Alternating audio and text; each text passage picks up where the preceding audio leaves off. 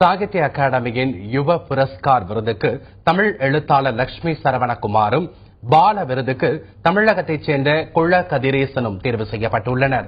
சாகித்ய அகாடமி விருது ஆண்டுதோறும் 35 வயதுக்கு உட்பட்ட எழுத்தாளர்களுக்கு யுவ புரஸ்கார் விருதும், குழந்தை இலக்கியத்துக்கு பால விருதும் வழங்கப்படுகின்றன. இந்த ஆண்டுக்கான யுவ புரஸ்கார் விருதுக்கு தமிழ் எழுத்தாளர் லட்சுமி சரவணகுமார் எழுதிய கானகன் நாவல் தேர்வாகியுள்ளது. இதேபோல பால விருதுக்கு தமிழ் எழுத்தாளர் குழ கதிரேசன் தேர்வாகியுள்ளார். ஒட்டுமொத்த குழந்தைகள் இலக்கிய பங்களிப்புக்காக அவருக்கு இந்த விருது வழங்கப்படுவதாக அறிவிக்கப்பட்டுள்ளது. விருது பெறும் படைப்பாளிகளுக்கு தாமிர பாராட்டு பட்டயமும் 50,000 ரூபாய்க்கான காசோலையும் வழங்கப்படும் என்றும், பால விருது வழங்கும் நிகழ்ச்சி வரும் நவம்பர் 14ஆம் தேதி நடைபெறும் என்றும் சாகித்ய அகாடமி தெரிவித்துள்ளது.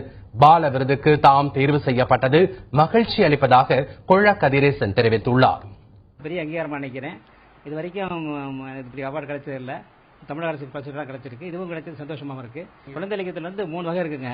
குழந்தையை பற்றி பாடுவது, குழந்தையை முன்னிலைப்படுத்தி பாடுவது, குழந்தையாக மாறி அனுபவித்து மகிழ்ந்து பாடுவது. இதில் 3வது நிலையை எடுத்துக்கிட்டேன். மழலைகளுக்காண்டி ரொம்ப சின்ன குழந்தைக்கு, ஒரு 5 வயசு குழந்தைக்கு அதுக்கு மேலே சொல்ற மாதிரி பாடலாம் சொல்லி கொடுத்து அது மாதிரி பாட்டு எழுத ஆரம்பிச்சேன்.